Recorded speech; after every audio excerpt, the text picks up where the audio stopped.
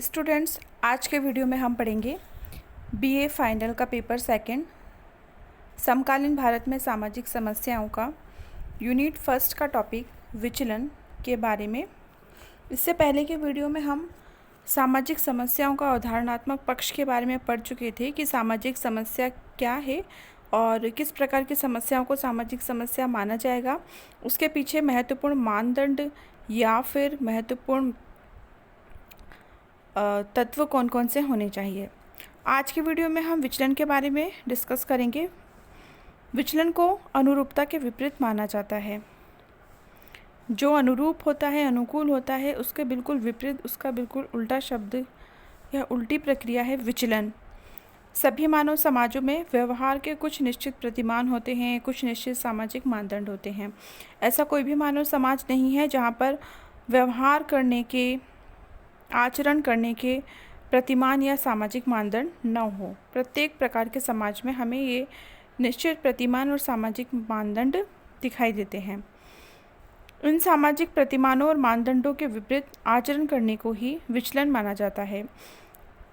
विचलन एक ऐसा व्यवहार है जिसमें किसी व्यक्ति या समूह के द्वारा सामाजिक प्रतिमानों और मानदंडों का पालन नहीं किया जाता, बल्कि उसके विपरीत व्यवहार किया जाता है, आचरण किया जाता है और सामाजिक प्रतिमानों और मानदंडों का उल्लंघन किया जाता है, तो उसे हम विचलन कह सकते हैं। संयुक्त राज्य अमेरिका में विचलन का अध्ययन कुछ विशिष्ट समस्याओं के लिए, जैसे कि अपराध है, बाल अपराध है, सफ़ेदपोश अपराध है, नशावृत्ति आदि के संदर्भ में प्रारंभ हुआ और इन्हीं समस्याओं तक सीमित रहा। ये समस्याएं निम्न वर्ग, विशेष रूप से उद्योगों में काम करने वाले श्रमिकों तक सीमित थी। शिकागो विश्वविद्यालय में इस क्षेत्र में बहुत कार्य किया गया, क्योंकि शिकागो शहर इन समस्याओं के अध्ययन के लिए बहुत ही व्यापक क्षेत्र प्रदान करता है। इस प्रकार की समस्याओं का अध्ययन शिकागो शहर में किया जाता रहा है। इस प्रकार के अध्ययनों के पीछे समाजशास्त्रियों में धारणा थी कि विचलन के लिए स्वयं समाज उत्तरदायी है, न कि व्यक्ति के शारीरिक और मानसिक लक्षण। जब विचलन के क्षेत्र में शिकागो शहर में विभिन्न प्रकार के अध्ययन समाजशास्त्रियों के द्वारा किए गए, तो उनकी एक धारणा बनी कि विचलन के लिए व्यक्ति स्वयं उत्तरदायी नहीं है। व्यक्ति की शारीरिक और मानसिक जो विशेषताएं वो उत्तरदायी नहीं होती है, बल्कि उसका जो सामाजिक वातावरण है वह विचलन के लिए उत्तरदायी माना। क्लिफोर्ड शॉ है, ग्लेकस है, रिचार्ड क्लोवार्ड है, लॉयड ओहलिन है, सदरलैंड है, ये सभी विद्वान हैं जिन्होंने विभिन्न प्रकार के अपराधों का अध्ययन किया और विचलन के रूप में ही किया था। जॉनसन ने कहा था कि विपथगामी व्यवहार केवल ऐसा व्यवहार नहीं है जिसमें किसी मानदंड का उल्लंघन होता है। यह ऐसा व्यवहार है जो उस मानदंड का उल्लंघन करता है जिसकी और कर्ता उस समय अभिमुख हो। यह जानबूझकर किया गया उल्लंघन है। जॉनसन की इस परिभाषा में विचलन में 3 तत्वों पर जोर दिया गया: सामाजिक मानदंडों पर, और दूसरा तत्व है मानदंडों का व्यक्ति को ज्ञान होना, तीसरा तत्व है जानबूझकर मानदंडों का उल्लंघन करना। या विचलन उसी व्यवहार को कहेंगे जब एक व्यक्ति उन सामाजिक मानदंडों का जानबूझकर उल्लंघन करता है जिसका उसे ज्ञान है। रॉबर्ट बेल ने विचलन को सांख्यिकी के आधार पर समझाया और उन्होंने कहा कि समाज में औसत व्यवहार से बहुत अधिक भिन्नता प्रकट करना ही विचलन है। सिमन्स ने कहा कि अगर आप औसत के लगभग निकट हैं, मतलब जैसा आपको औसत व्यवहार करना चाहिए, जैसा आपको समाज में सामाजिक प्रतिमान और मानदंडों के अनुरूप व्यवहार करना चाहिए, उसे कहा गया है औसत। तो यदि आप औसत के लगभग निकट हैं, यानी कि आप उसके अनुरूप, लगभग उसी के अनुरूप व्यवहार कर रहे हैं, तो आप ठीक हैं। लेकिन यदि आप औसत से बहुत दूर हैं, मतलब कि समाज ने जो भी मानदंड और प्रतिमान बना रखे हैं, आप उसके अनुरूप व्यवहार नहीं कर रहे हैं, बल्कि उससे विपरीत व्यवहार कर रहे हैं, इसे कहा गया है औसत से बहुत दूर। आप औसत से दूर हैं तो आप निश्चय ही ठीक नहीं हैं। इसका अर्थ ये है कि आप विचलन की तरफ व्यवहार कर रहे हैं, और यही विचलन की स्थिति है। एलेक्स इंकल्स कहते हैं कि विचलन का अर्थ ना तो सामान्य रूप से स्वीकृत मानक से हट जाना है, ना अल्पसंख्यक विचार रखना है। ये तो सांख्यिकी विचलन है। सामाजिक विचलन तब पैदा होता है जब स्वीकृत मानदंडों से दूर हट जाते हैं, जिसे समाज गंभीर समझता है और इतना गंभीर कि उसे रोकने या नियंत्रित करने के लिए कुछ उपाय अपनाने पड़ते हैं। थियोडोरसन कहते हैं कि विचलन का अर्थ सामाजिक मानदंडों के प्रति प्रतिरूपता है। विचलन की परिभाषा और सीमा को बताते हुए कोहन ने कहा कि विचलन से मेरा तात्पर्य अपराध और बाल अपराध से ही नहीं, बल्कि उस प्रत्येक व्यवहार से है जो सामान्य रूप से स्वीकृत आचरण का उल्लंघन है। इसके अंतर्गत उद्वेगवश जीवन साथी की हत्या से लेकर किसी राजनेता की योजनाबद्ध हत्या तक आ सकती है। सरकारी कर्मचारियों के भ्रष्ट आचरणों से लेकर परीक्षा में छात्रों के द्वारा जो अपराध किए जाते हैं वे विपथगमन का ही उदाहरण कहे जा सकते हैं। विपथगमन के कई प्रकार होते हैं, जैसे व्यापार के नियमों का उल्लंघन करना, आत्महत्या, टैक्स से बचना, बीमा की राशि गलत रूप से पा लेना। एक स्थिति यह है कि इसका क्षेत्र इतना व्यापक और विवादास्पद है कि वेश्यावृत्ति का समाजशास्त्र, गबन का समाजशास्त्र और नशाखोरी का समाजशास्त्र, इसके अनेक अलग अलग भाग भी बन चुके हैं। लेकिन किसी समय विपथगमन अधिक है तो शेष प्रकार के विपथगमन का कम दृष्टिगत होते हैं। कई बार ऐसा भी होता है कि किसी दूसरे क्षेत्र में विपथगमन या विचलन की स्थिति बहुत ज़्यादा होती है, तो ऐसी स्थिति में जो दूसरे क्षेत्र है वहाँ पे जो विपथगमन की स्थिति है वो हमें कम नज़र आती है। फ्रीडमैन और डूब ने कहा है कि विचलित व्यक्ति वह है जो समूह के शेष सदस्यों से भिन्न होता है जिससे वह संबंधित होते हैं। समूह के आदर्शों से भिन्न रूप में व्यवहार करना ही विचलन है। विचलन की परिभाषा सदैव ही विशिष्ट मानदंडों के संदर्भ में की जाती है। एक समूह और समाज में जो व्यवहार विचलन है, जरूरी नहीं है कि वो दूसरे समूह या समाज में विचलन हो, क्योंकि समाज की जो विशेष अलग अलग समाजों के अलग अलग सामाजिक मानदंडों और प्रतिमान होते हैं। आधुनिक जटिल समाजों में समूहों की अधिकता इतनी अधिक है कि एक समूह के मानदंड कई बार दूसरे समूह के मानदंडों से बिल्कुल अलग होते हैं, विपरीत होते हैं। इसलिए एक व्यवहार एक समूह द्वारा अनुरूप माना जा सकता है तो वही व्यवहार दूसरे समूह द्वारा विचलन भी माना जा सकता है। विचलित व्यवहार तभी मानना चाहिए जब ये जानबूझकर किया जाए या जब कर्ता को सामाजिक मानदंडों का ज्ञान हो और वह उनका जानबूझकर उल्लंघन कर रहा हो। मतलब कोई भी व्यक्ति जब ये जानता है कि उसके द्वारा जो व्यवहार किया जा रहा है वो सामाजिक मानदंडों का उल्लंघन है, उसे जानकारी है, उसके बाद भी वो उल्लंघन कर रहा है तो उसका व्यवहार विचलित व्यवहार माना जाएगा। लेकिन यदि किसी व्यक्ति को सामाजिक मानदंडों की जानकारी नहीं है और वो गलती से किसी सामाजिक मानदंड का उल्लंघन करता है तो उसके व्यवहार को हम विचलित व्यवहार नहीं मान सकते हैं। मानदंडों के ज्ञान के अभाव में किसी व्यक्ति के द्वारा उसके विपरीत किया गया जो व्यवहार है वो विचलन नहीं माना जाएगा। लेकिन सदैव ये बात सही नहीं कही जा सकती है। कानून के ज्ञान के अभाव में उनका उल्लंघन विचलन कहलाएगा ही। विचलित व्यवहार में मात्रा का प्रश्न अधिक महत्वपूर्ण होता है। छोटे से सामाजिक आदर्श के उल्लंघन से लेकर बड़े बड़े कानूनों तक को तोड़ना विचलन माना जाता है।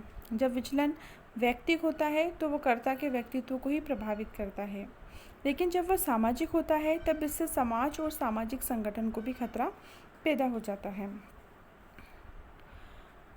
विचलन के मीनिंग एंड डेफिनेशंस को समझने के बाद यहाँ पे हम देखेंगे कि इसके कुछ विशेषताएं भी सामने आई हैं, हमारे सामने प्रकट हुई हैं। जैसे विचलन सामाजिक मानदंडों से बहुत अधिक दूर हटना है।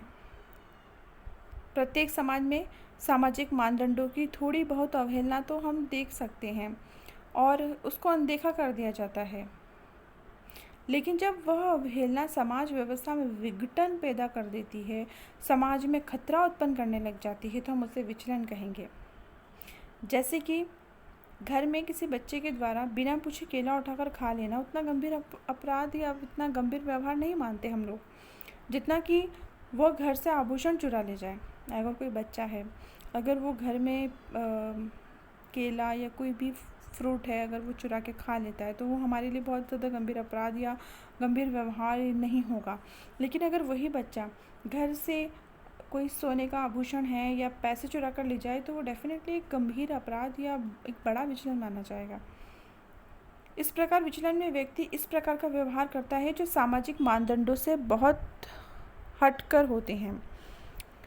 विचलन व्यक्तिक और सामाजिक दोनों स्तरों पर हो सकता है। एक व्यक्ति का जब सामाजिक मानदंडों के विपरीत आचरण करे तो वो व्यक्तिक विचलन होता है। यदि ऐसा व्यवहार संपूर्ण समूह या समुदाय द्वारा किया जाए तो वह सामाजिक स्तर का विचलन होता है। तो इस प्रकार से विचलन की एक विशेषता ये हुई कि विचलन व्यक्तिक विचलन भी होता है और एक सामाजिक विचलन भी होता है। ठीक है, उसके बाद है विचलन का संबंध एक विशिष्ट समाज और संस्कृति से है, क्योंकि प्रत्येक समाज और संस्कृति में अलग अलग प्रकार के सामाजिक मानदंड होते हैं। इसलिए एक समाज व संस्कृति में जिसे विचलन कहते हैं उसे दूसरे समाज में भी विचलन माना जाए ये ज़रूरी नहीं है। जैसे कि अंतर्जातीय विवाह है, उसे हम भारत में विचलन मानते हैं, लेकिन अमेरिका में अंतर्जातीय विवाह को विचलन नहीं माना जाता। इसी प्रकार से एक ही समाज में एक व्यवहार को एक समूह विचलन मान सकता है तो ज़रूरी नहीं कि दूसरा समूह भी उसे विचलन माने। विचलन नियंत्रण को जन्म देता है, क्योंकि विचलन के कारण समाज में समस्याएं पैदा होती है, समाज व्यवस्था को खतरा उत्पन्न होता है। इसलिए ऐसे व्यवहारों को रोकने के लिए प्रत्येक समाज नियंत्रण की कुछ व्यवस्था करता है। पुलिस, जेल, न्यायालय इसी नियंत्रण व्यवस्था के अंग माने जाते हैं। विचलन के कुछ महत्वपूर्ण कारण हैं। एक व्यक्ति हमेशा ही सामाजिक आदर्शों का उल्लंघन नहीं करता, बल्कि उसके पीछे कुछ विशिष्ट कारण उत्तरदायी हो सकते हैं, और जॉनसन ने उन कारणों के बारे पर उल्लेख किया है जो विचलन को प्रोत्साहन देते हैं। इसमें सबसे पहला कारण जॉनसन ने माना है दोषपूर्ण समाजीकरण। जब व्यक्ति को सामाजिक मूल्यों की दोषपूर्ण शिक्षा दी जाती है या उसका समुचित समाजीकरण नहीं किया जाता है तो वह विपथगामी व्यवहार करता है। अपूर्ण और दोषपूर्ण समाजीकरण विचलन के लिए ही उत्तरदायी माना जाता है। दूसरा उन्होंने कारण माना है दुर्बल अनुशास्तियाँ। अनुशास्ती किसे कहते हैं? अनुशास्ती का अर्थ उस व्यवस्था से माना जाता है जिसमें व्यक्ति के द्वारा अनुरूपता प्रकट करने या समाज स्वीकृत व्यवहार करने पर पुरस्कार एवं विचलित व्यवहार करने पर दंड दिया जाता हो। यदि समाज में कोई व्यक्ति अच्छा व्यवहार कर रहा है, सामाजिक मानदंडों, सामाजिक प्रतिमानों, मूल्यों, नियमों के अनुरूप व्यवहार कर रहा है तो उसका व्यवहार समाज में अच्छा माना जाता है और समाज द्वारा स्वीकृत इस व्यवहार को समाज के सदस्य पुरस्कृत करते हैं, उसे पुरस्कार देते हैं, उसकी प्रशंसा करते हैं। लेकिन यदि कोई व्यक्ति सामाजिक मूल्यों, नियमों, मूल्यों, प्रतिमानों का उल्लंघन करता है, उसके विपरीत व्यवहार करता है तो समाज के सदस्य उसकी निंदा करते हैं, उसके विचित्र व्यवहार करने पर उसे दंड देते हैं। तो ये है अनुशास्तियाँ। ये अनुशास्तियाँ दुर्बल है, मतलब ये अनुशास्तियाँ है ही नहीं, समाज में कमज़ोर है, इसलिए भी हमें कह सकते हैं कि विचलन की स्थिति उत्पन्न होती है। जब व्यक्ति को उसके उचित व्यवहार का उपयुक्त पुरस्कार नहीं देंगे, अनुचित व्यवहार का दंड नहीं मिलेगा तो वह विचलन करने लगता है।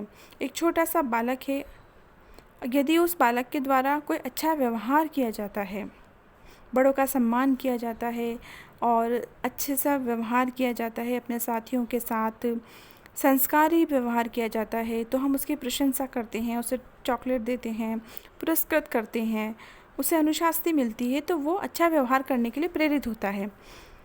और अगर कोई बालक गलत व्यवहार कर रहा है, वो बड़ों का सम्मान नहीं कर रहा, वो अपने साथियों के साथ गलत अनुचित व्यवहार कर रहा है तो हम उसे दंड देते हैं ताकि अगले नेक्स्ट टाइम वो इस प्रकार का व्यवहार ना करे। लेकिन जब ये अनुशास्तियाँ कमज़ोर हो जाती हैं, मतलब अच्छा व्यवहार करने पर पुरस्कृत नहीं किया जाए और बुरा व्यवहार करने पर दंडित नहीं किया जाए तो ऐसी स्थिति में विचलन हो सकता है। तब उसमें धारणा पैदा होती है कि यहाँ तो सब ऐसे ही चलता है, ऐसा उससे बालक को महसूस होने लग जाता है। अनुचित व्यवहार करने पर समाज में दंड की व्यवस्था तो हो, लेकिन जब यह व्यवस्था निष्क्रिय और उदासीन हो या उसे लागू करने वालों की संख्या कम हो तो विचलित व्यवहार बहुत ज़्यादा बढ़ जाता है। ये सभी कारण हैं जो सफ़ेदपोश अपराध को भी उत्तरदायी बनाते हैं। जब अपराधियों को अपराध करने पर पकड़ा जाए और पकड़ने पर रिश्वत लेकर छोड़ दिया जाए तो इससे विचलन को बढ़ावा मिलता है। तार्किकीकरण की भी सरलता एक मुख्य कारण माना जाता है विचलन का। विचलित व्यवहार में तब भी वृद्धि होती है जब हम सरल एवं गलत तर्क द्वारा उसे सही घोषित करने की चेष्टा करते हैं। जैसे कि कोई डाकू है वो डकैती करता है अपने आसपास के क्षेत्र में, और वो डकैती करने के पीछे ये तर्क देता है कि वह लूट के माल को गरीबों में बांटता है, या वो शोषण से एकत्रित धन का समान वितरण करता है। तो इस प्रकार से तर्क के माध्यम से जब कोई व्यक्ति अपने विचलित व्यवहार को सही ठहरा देता है, तो इससे भी विचलन की स्थिति और अधिक बढ़ जाती है। पार्सन्स कहते हैं कि क्रांतिकारी राजनीतिक कोटि का विचलन समाज के वैध मूल्यों और अपने बीच की खाई को पाट देता है, मतलब दो भागों में बांट देता है। जैसे देशभक्ति और स्वतंत्रता का क्षेत्र स्पष्ट रूप से परिभाषित नहीं है। किसी व्यक्ति की हत्या करना विचलन है, लेकिन युद्ध के दौरान शत्रु पक्ष के लोगों की हत्या करना विचलन नहीं माना जाएगा। जिस सामाजिक मानदंड का उल्लंघन हो रहा है वह समाज के सामने स्पष्ट होना चाहिए, वरना वह अंदर ही अंदर बढ़ता जाता है। मर्टर ने अनुरूपता और सामाजिक नियंत्रण के लिए खुले रूप में व्यवहार करने पर इसी बात का बार बार जोर दिया है। जैसे कि कुछ सामाजिक समस्याएं ऐसी होती हैं जो हमारे समाज में अंदर ही अंदर बढ़ती जाती हैं, तो इस प्रकार के सामाजिक मानदंड का उल्लंघन होने से भी विचलन की स्थिति उत्पन्न होती है, जैसे नशावृत्ति है, दहेज है। अब इस प्रकार की सामाजिक समस्याएं हमें प्रकट रूप में तो दिखाई नहीं देती, लेकिन वो समाज में अंदर ही अंदर गुप्त रूप में उत्पन्न हो जाती हैं। तो ये विचलन का एक कारण माना जा सकता है कि उल्लंघनकारी व्यवहार की गोपनीयता।